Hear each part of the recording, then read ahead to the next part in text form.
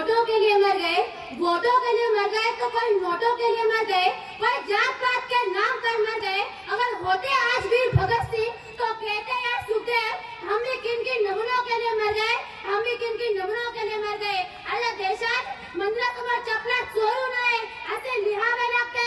ज्या देशात कोणत्याही ठिकाणी पाणी पिण्याचा ग्लास हा साखीने बांधून ठेवावा लागतो, अशा देशातले अभिनेते व सुपरस्टार गुटख्याची जाहिरात करत म्हणत असतात की बोलो जुबा कैसी विमल, आणि ज्या ठिकाणी लिहिलेले असते ते थुकू नये त्याच ठिकाणी भिंती रंगल्या जातात। मग मनासमोर प्रकार असा प्रश्न उभा राहतो की खरंच का भारताची वाटचाल महासत्तेकडे होत आहे का?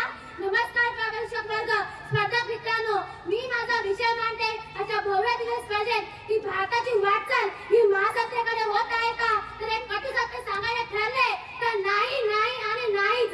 अरे मी आधी गर्दी स्पर्धा तरी गुलटून खोटं बोलत असले असते की त्यांना मी सांगते अरे भारत देश स्वतंत्र व्हायला कित्येक वर्ष झाले, कित्येक साल झाले आणि अजूनही आपल्या देशात वीज, पाणी, रस्ते, आरोग्य, जमीन आणि शिक्षण ह्या गोष्टी आजपासून आपण वंचित आहोत। याचं मुख्य कारण म्हणजे स्वार्थी राजकारणी लोक नेते जे की निवडणुकी आल्या की मत मागण्यापुरते ते झोपडपट्टीत येतात आणि नंतर एकही मायकाला ढोकावून पाहत नाही।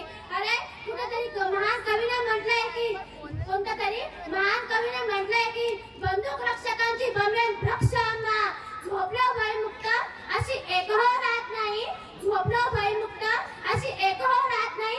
माझा देश आता माझ्यात राहत नाही, गर्दीत माणसाचा माणूस जात नाही, गर्दीत माणसाचा माणूस जात नाही। अरे नाव कशाला जातात?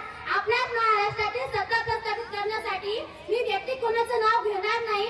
आपल्याच महाराष्ट्रातील सत्ता प्रस्थापित करण्यासाठी साहेब राज्य गेले सोडून काही आमदार घेऊन अरे जेव्हा त्यांना प्रश्न विचारला, जेव्हा त्यांना फोन केला आणि संपर्क साधण्याचा प्रयत्न केला की साहेब तुम्ही कुठे आहात, तेव्हा या महाराष्ट्रात किती सुंदर उत्तर मिळालं हो, आम्ही सध्या गुवाहाटीमध्ये आहोत। काय झाडी, काय डोंगर, काय हॉटेल, ओके मध्ये आहे सगळं। असं या देशात विकासासाठी नाही तर सत्तेसाठी राजकारण केलं जातं। अरे पैसा, अरे पैसा, पैसा ऊपर लेकर जाऊ कैसा, अरे पैसा, अरे पैसा, पैसा ऊपर लेकर जाऊ कैसा, अशी स्थिती या भारतात दिसते। तर मग कोणता भारत देश महासत्तेकडे वाटचाल करतोय? तर कोणता भारत देश महासत्तेकडे वाटचाल करतोय?